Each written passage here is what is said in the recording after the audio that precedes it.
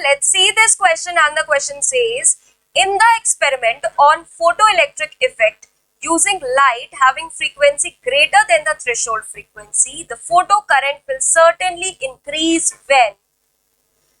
बच्चों क्वेश्चन में बोला गया है कि जो फोटो इलेक्ट्रिक इफेक्ट का एक्सपेरिमेंट करा गया जिसमें जो फ्रीक्वेंसी ली गई लाइट की वो थ्रेशोल्ड फ्रीक्वेंसी से ज्यादा है। थ्रेशोल्ड फ्रीक्वेंसी वो फ्रीक्वेंसी होती है, वो मिनिमम फ्रीक्वेंसी होती है जिस पर इलेक्ट्रॉन मेटल सरफेस से इजेक्ट करे जा सके या फिर निकाले जा सके। ठीक है, तो वो मिनिमम फ्रीक्वेंसी होती है थ्रेशोल्ड फ्रीक्वेंसी। अगर उससे कम फ्रीक्वेंसी होगी तो इलेक्ट्रॉन्स इजेक्ट नहीं होंगे। ठीक है, उससे ज्यादा होगी फ्रीक्वेंसी तो इलेक्ट्रॉन्स इजेक्ट आराम से हो सकते हैं। तो चलिए आगे हम पढ़ते हैं क्या बोल रहा है। कह रहा है कि photo current will certainly increase when. Question में ये तो बोला है कि जो फ्रीक्वेंसी है वो थ्रेशोल्ड फ्रीक्वेंसी से ज्यादा है, लेकिन फोटो करंट मतलब कि नंबर ऑफ फोटो इलेक्ट्रॉन्स हम ज्यादा किसमें नंबर ऑफ फोटो इलेक्ट्रॉन्स जो है हम इंक्रीज कैसे कर सकते हैं, क्या क्या मेथड है, क्या क्या तरीके हैं। तो इनमें से जो तरीके हैं जो फोटो इलेक्ट्रॉन्स को इंक्रीज करते हैं, चलिए उन्हें देखते हैं। सबसे पहले हमें एक्सपेरिमेंट समझना होगा फोटो इलेक्ट्रिक इफेक्ट का। तो फोटो इलेक्ट्रिक इफेक्ट के लिए सबसे पहले हम यहाँ पे बैटरी लगाई है, जहां पे ये पॉजिटिव टर्मिनल है, ये नेगेटिव टर्मिनल। ठीक है, जो हमारा एनोड है, ये हमारा एनोड है, ये एक तरीके से डिटेक्टर है। एनोड जो है हमारा डिटेक्टर है, यहाँ हम एमीटर लगा देते हैं। ठीक है, कैथोड पर हमारा मेटल सरफेस, कैथोड पर मेटल सरफेस है, ये हमारा हो गया कैथोड।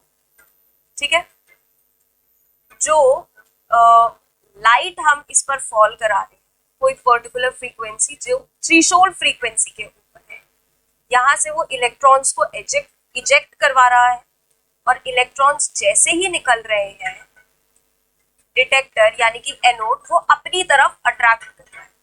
तो क्वेश्चन में बोला गया है फोटो करंट कैसे इंक्रीज होगा, फोटो करंट जो ये नंबर ऑफ इलेक्ट्रॉन से ये कैसे इंक्रीज होंगे।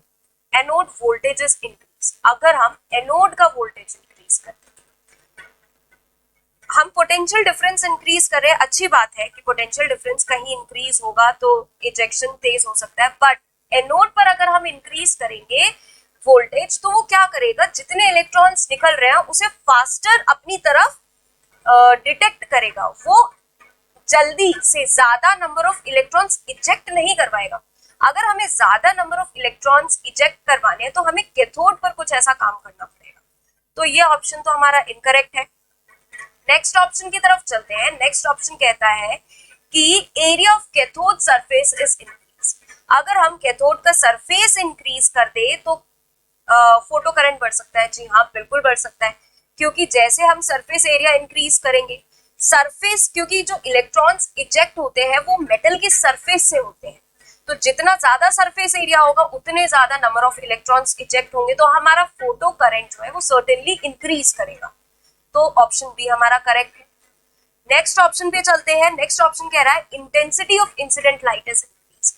इंटेंसिटी इंक्रीज करना मतलब कि इंटेंसिटी को इंक्रीज करना मतलब नंबर ऑफ फोटॉन्स को इंक्रीज करना।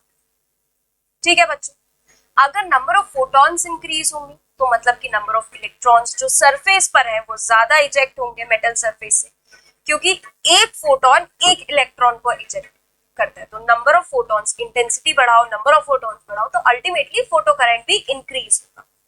ये भी ऑप्शन हमारा करेक्ट हो गया। नेक्स्ट ऑप्शन पे चलते हैं। Distance between anode and cathode is increase. Anode और कैथोड का डिस्टेंस हम इंक्रीज करेंगे तो उससे कोई फर्क नहीं पड़ेगा इजेक्शन पे। हाँ, अगर डिस्टेंस इंक्रीज करेंगे तो ये डिटेक्ट हो सकता है थोड़ी लेट करे, बट ऐसा करेक्ट भी नहीं है। तो ये ऑप्शन भी हमारा इनकरेक्ट है, क्योंकि ये डिस्टेंस इंक्रीज करने से एनोड और कैथोड पे को मतलब एनोड और कैथोड के बीच का डिस्टेंस इंक्रीज करने से कोई फर्क नहीं पड़ेगा फोटो करंट। तो फाइनल आंसर जो हम रिपोर्ट करेंगे वो करेंगे option number B and option number C. I hope all of you understand very well. Thank you and best of luck.